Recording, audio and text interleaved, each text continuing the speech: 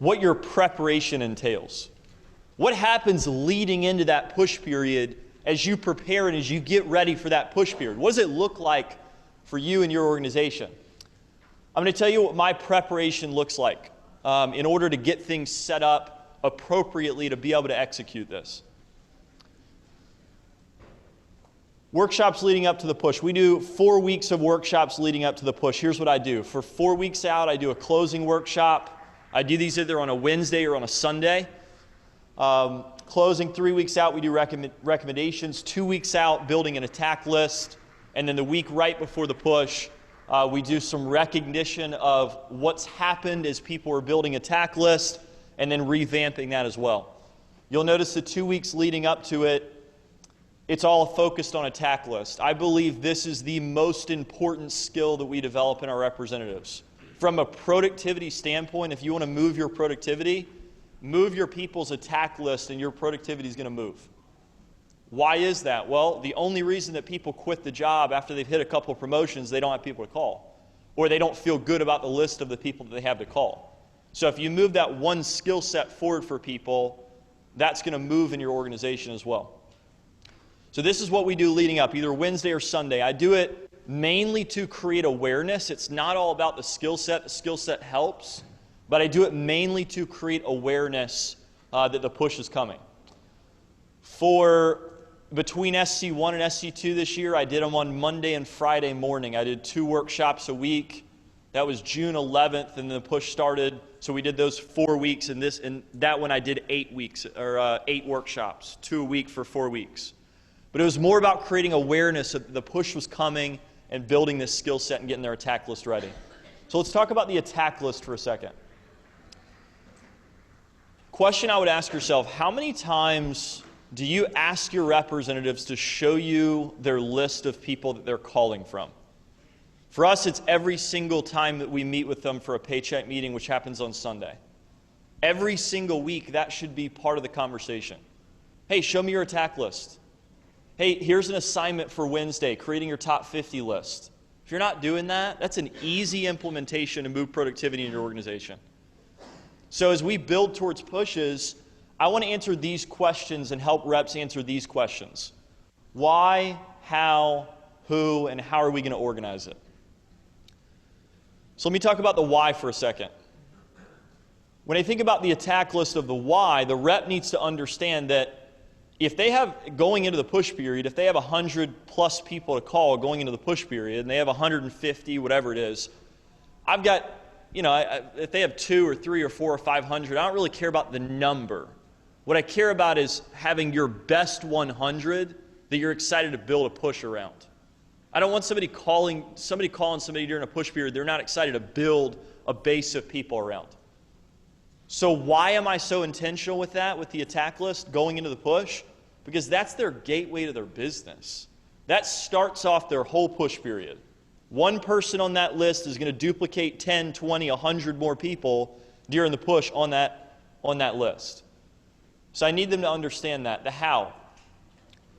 So how are they going to build it? What do they need to do to build it?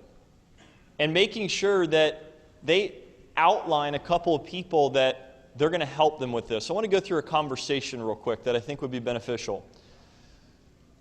There's a lot of people on your teams, there's a lot of people that are in your advanced training sessions, they don't know how to have a conversation with their mom, they don't know how to have a conversation with their uncle, their aunt, their best friend's mom that's super connected, and it's strictly because they don't take the time to do it because they don't necessarily know how.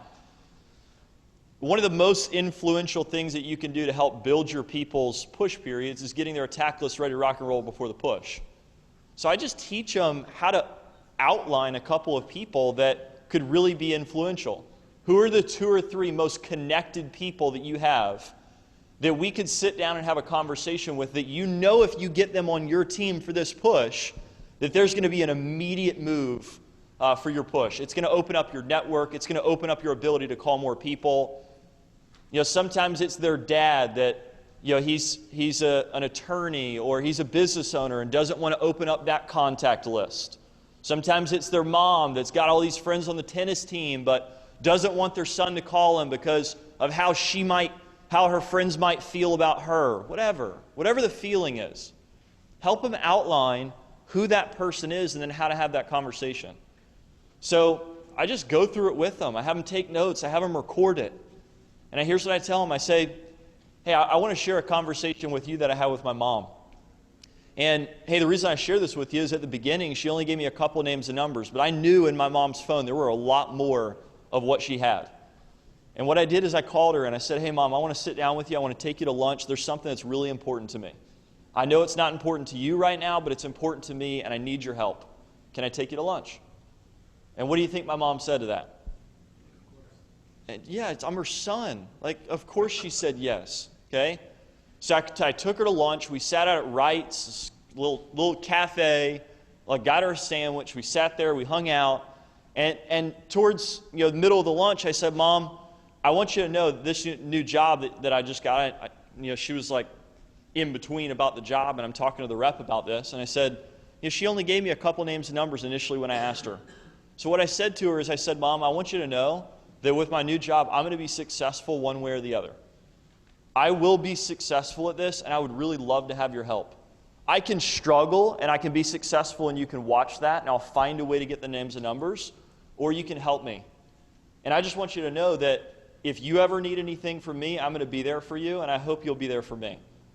So this is one of those times where I need your help a little bit. I need you to trust me, and I really need your help. So here's what I'm gunning for. I'm shooting to sell $20,000 for this push period, and I know if I'm going to do that, I need 100 people to call going into the push, because I'm going to reach out to going into the push. I'm going to make 200 calls before the push starts, and if I'm sitting there trying to call 30 people over and over and over again, that's going to get really hard. So, Mom, what I would like to do is I'd like to sit down with you. We can go through your phone right now. I want to go through your computer. I want to go through the rosters. I want to go through all the address books, the neighborhood. I want to go through everything. And I want to see how big of a list we could come up with. Like, Mom, if you were doing this job, how many would you have on your list? How can we do this? How can we come up with this together? And hey, once again, if you ever need anything from me, I'll be here for you. Can I get your help? And hey, so John, if you did that with your mom, by the way, have you done that with your mom yet? No. Hey, if you did that with your mom, what would happen? Like, oh, she'd probably help me out. Like, yeah, also, let's think about your best friend's mom, your aunt. Who else can help out with this? Who else with a couple key conversations? Because they just need to know how to get the directories. They just need to know how to get the names and numbers. And first of all, it's a belief, and then it's teaching them how to do it. Cool? So process for organizing. We use Google Drive or Excel spreadsheet. Every single rep on our team, between Monday and Wednesday, they have to come into Advanced Training 2. We do our Advanced Training 2 on Wednesday. They have to come into Advanced Training 2 with all of their names and numbers on an Excel spreadsheet. You cannot make calls in my office without a computer. We don't allow it, because I think it's ridiculous to sit down, and I do this. In Advanced Training 1, I say, guys, hey, phoning. If phoning sucks, say phoning sucks. Yeah, phoning sucks. You know why? Because right now, you sit down to make calls, I watch. And you know why I didn't stand there and watch? Because it's miserable. To watch you phone jam, dude, look at all these papers he's got all over the place. It's like names and numbers all over the place. You're trying to make a call. You're like walking around. You have no process. If a financial planner or a real estate agent was sitting down to make calls, what would they do? They would have a computer with all their names and numbers. They'd be set up ready to rock and roll. So let me teach you how to get that set up. I helped them understand why it's not a fun process at that point in time. So they need to understand that. So Advanced Training 1, Advanced Training 2, that's where we set this up, but then we take it to another level during push periods to get it continuous. So it's a process that starts earlier. Let's talk about PCing your entire team as we build in a couple weeks out for the push. What does your vision for the push look like? And is it clear? Mine was, we're going to sell $500,000 for this push. We didn't. We sold 417. So as I shared that with them and I talked to them about it, they knew it was real. They knew it was something that I was serious about going for, something that I could see happening, something that I believed in was possible for our team. So sharing your vision for them. What does the rep have to gain out of it? And not just like talking about things that people have gained, but what can they gain out of it specifically? Talking about a skill that they have. Maybe it's they want to be a lawyer in the future, and you're talking to them about that, and things that they're going to have to do, and deadlines that they're going to have, and being able to step up for cases and how it's going to benefit them. Or maybe it's they're an athlete, and they're going to have key times where they have to step up in games. As I'm talking to them about this, I'm painting a vision of how it's going to help them specifically for them. Advancement, money, income, whatever it is for them. Okay? Don't scare people. I've heard push PCs and I've seen scripts for push PCs that are daunting. Like I learned push PCs as I was growing up in the business where it's like, hey, have the conversation and then send them home with your parents. Like to talk to your parents about it and then get back to me if they want to be on the alliance. Like, set yourself up to not have a lot of people on your alliance. Like, I need to go home and talk to my mom about this if this is something I really want to commit my mind, body, and soul for 2.5 weeks to. I mean, come on. I'd write this down. It's an internship for 2.5 weeks. What I'm giving you the opportunity to be a part of, what I would like for you to be an opportunity, or what I would like for you to have the opportunity to do, what I would like to coach you to do, is I would like to coach you in an internship for 2.5 weeks. The way we do our internship for 2.5 weeks is like this. From 8 to 8:30 in the morning, we do instruction. We jump on a Zoom workshop from 8 to 8:30. We have some of our top people speaking. And from 8 to 8:30, Monday through Saturday morning, we do some instruction. What's the most important thing that our people do? And I do that. What's the most important thing that our people do? What do? They make calls. And so essentially what our alliance is going to do for 2.5 weeks, our top people, is they're going to make calls just like our top CSPs, just like our top people. They're going to consistently make calls right after our workshop. And they'll do this each morning. They'll make 20 calls each morning. And then guess what they're going to do during the day? They're going to do demos. They're going to do 3 to 5 demos a day. So if you wanted to do like a 10, 12, 2, 4, and 6, you could work all day if you wanted to. If you wanted to do like a 10, 12, and 2, you could be done by 4. If you wanted to, in the morning, go do your workouts, get your practice in for your sport, and then do your demos in the evening, you can do it like that. So, dude, this is not like it's not like a mind, body, soul commitment to Cutco for 2.5 weeks. It's an internship. We're going to do 3 to 5 demos a day. You're going to get some awesome instruction. It's going to set you up for an opportunity in the future. That's how I talk about our alliance. That's how I talk about this in the PC. Schedule map out. We do a full schedule map out. Get things set up for them. I'm going to tell you right now, your best people, if you have trouble getting your best people on alliances, it's number one because you're talking about it like it's too hard, or you're not making exceptions if the schedule doesn't work for them.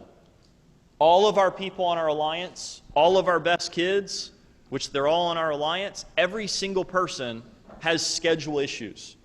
Whether they have college orientation during a push, or they have a 7-day trip or a 12-day trip, I don't care.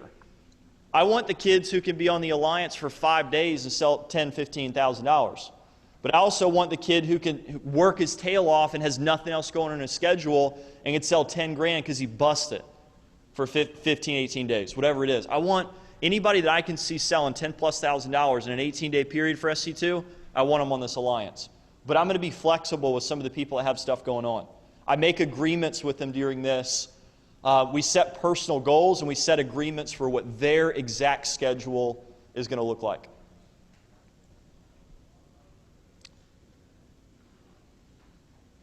Next. In the week leading up to the push, we do 2 things. One is we have a parent meeting a week before the start of the push, and here's what my objective is. I want to network, I want to meet with their parents. I want to create buy-in to our staff so that they realize they have phenomenal mentors that they're working with. I want to talk about the success of the team and what their kids have already accomplished so far for the summer.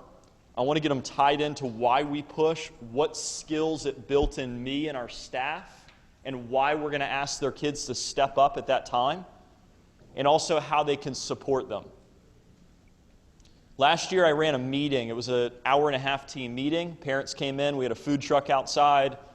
The This year I went a little different route. It was a little more chill, and I gave like a 12-minute kind of off the cuff of these objectives while we were eating. Everybody paused, and we kind of did a little toast.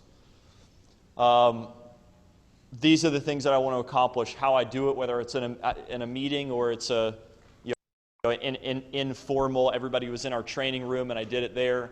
This is what I want to accomplish. And I also connect parents with specific parents. If I know